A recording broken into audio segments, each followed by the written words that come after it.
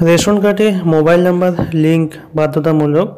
যাদের রেশন কার্ডে এখনও মোবাইল নাম্বার লিঙ্ক করা হয়নি তাদের অবশ্যই মোবাইল নাম্বার লিঙ্ক করতে হবে।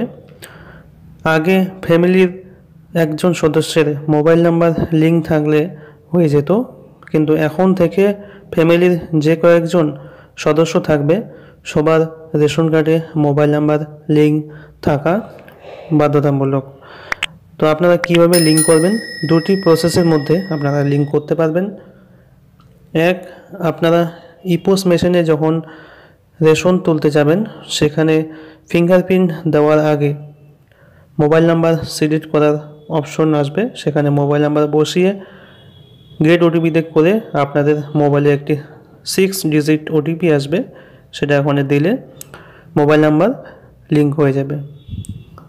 অথবা আপনারা চাইলে অনলাইনে মোবাইল দিয়ে ঘরে বসে আপনারা নিজেরাও করতে পারবেন। তার জন্য মোবাইলের গুগলে এসে সার্চ করতে হবে রেশন কার্ড KYC, লেখার পরে প্রথম লিঙ্কের অপশনে ক্লিক করতে হবে। তারপর আপনাদের রেশন কার্ড নাম্বার সেখানে বসাতে হবে।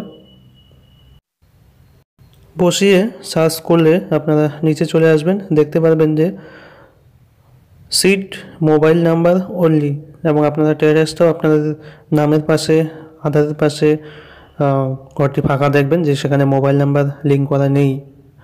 তো আপনারা নিচে এই অপশনে আপনারা ক্লিক করবেন।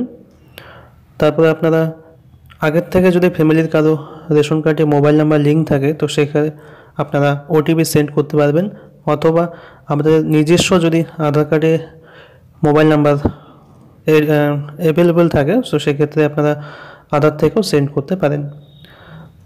তারপরে ওটিপি নিয়ে আপনাদের সেখানে সাবমিট করতে হবে, তাহলে আপনাদের 24 ঘন্টার মধ্যে রেশন কার্ডে মোবাইল নাম্বার আপডেট হয়ে যাবে এবং আপনাদের অনলাইনে যে কোনো ফর্ম অ্যাপ্লাই করতে পারবেন। তো এই ছিল মোবাইল নাম্বার লিঙ্ক করার সিস্টেম। ভিডিওটি ভালো লাগলে অবশ্যই একটি লাইক করে দেবেন। এই চ্যানেলে নতুন সদস্য হলে অবশ্যই সাবস্ক্রাইব করে বেল আইকনটি অন করে পাশে থাকবেন। তো আজকে এই পর্যন্তই, দেখা হবে আরেকটি নতুন ভিডিওতে।